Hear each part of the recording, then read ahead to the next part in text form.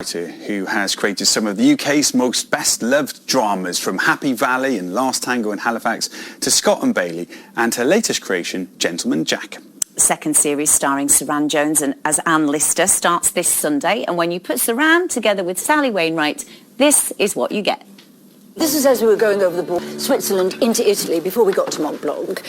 I bought Adney some lace handkerchiefs. Then we were told at the hotel that they'd be confiscated by Customs House, which vexed me, because they were expensive, so... You didn't smuggle them? I had to. She pinned them inside her drawers. I had to. There was no other way. That's contraband. In the event, I needn't have bothered. The Sardinian Carabinieri asked if there was anything à declare, and I just said no. And that was it. What if they'd searched you? Well, they didn't. But what if they had? They didn't. But if they had, which they didn't. They didn't. Saran's brilliant as well, isn't he? Well, Sally, what an absolute pleasure to have you on Morning Live. Oh, well, thank you for asking me. Nice to see you. Oh, there, you might... Can you turn the volume up, or maybe it's a mute thing? I don't know. Can you hear us? There you go. That sounds positive. Oh, I can hear you. Yay! Hooray! Lovely stuff. Lovely to see you, Sally. Gentleman Jack is back for the second series. What can you tell us, please? Well, the second series is really about after they got married and they moved into Shibden Hall together, and it's about how they negotiated that gay marriage in polite society without falling foul of polite society, which is all down to Anne Lister's cleverness, her intellect, you know, the fact that she was able to stay 3 steps ahead of anyone else in any given situation. And it's also about how they solidified their marriage, because obviously they couldn't get married and they couldn't have children. So what they decided to do was to leave one another their entire estates in their wills, which is a really complex process and which Anne Walker's family really tried to stop happening. So the series it's really about how, as Anne Lister says to Anne Walker in episode 8, we're the only people on the planet who want us to be together. Everyone else doesn't want us to be together. Yeah. So it's how they negotiated that relationship in polite society without being ostracised from it, which they did manage to do, which is, again, you know, a measure of Anne Lister's charisma, intellect, spin doctrine. Yeah. So hopefully that's all, and it's all true, you know, it's all taken from the diary.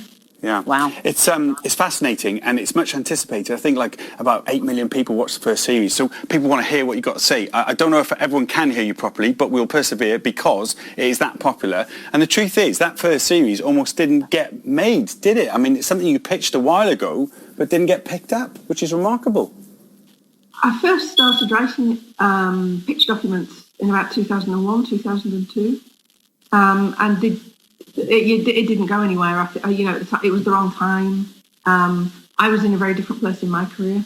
And then finally in 2016, I think, or yeah, around then, I think it was after Happy Valley had been, you know, reasonably successful, that I was asked what I wanted to do next. And the first thing I said was, I've always wanted to write about this extraordinary woman who no one's ever heard of.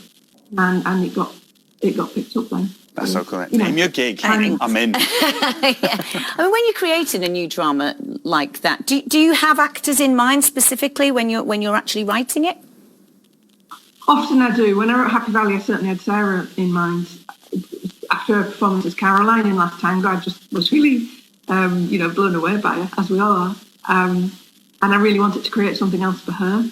Anne Lister was different because I don't know if it's because she was a real person who really lived, and because I had such a detailed knowledge of the journals, I couldn't really see anyone who could be Anne Lister. So it was a really different experience for me. I think I wrote the first 3 episodes kind of blind, not having anyone in mind, which is quite unusual for me. I do, you know, take inspiration from performance often. But then Saran came in and read for us because, you know, we've got HBO as partners on this, and they weren't quite as familiar with her as we are. So she did very graciously come in to read, and she just, you know, knocked it out of the park, as they say. Yeah. So yeah, she did really bring something extraordinary into the room that was just that fabulous energy and charisma that she's got, you know. Yeah, she's wonderful. Saran's brilliant, as is Yeah. Sarah, as you are as well. I mean, I know you've won 3 BAFTAs as a writer. I know now you're doing a bit of directing as well on Happy Valley. We look forward to the final series, and no doubt there'll be another BAFTA coming because you're that talented, Sally.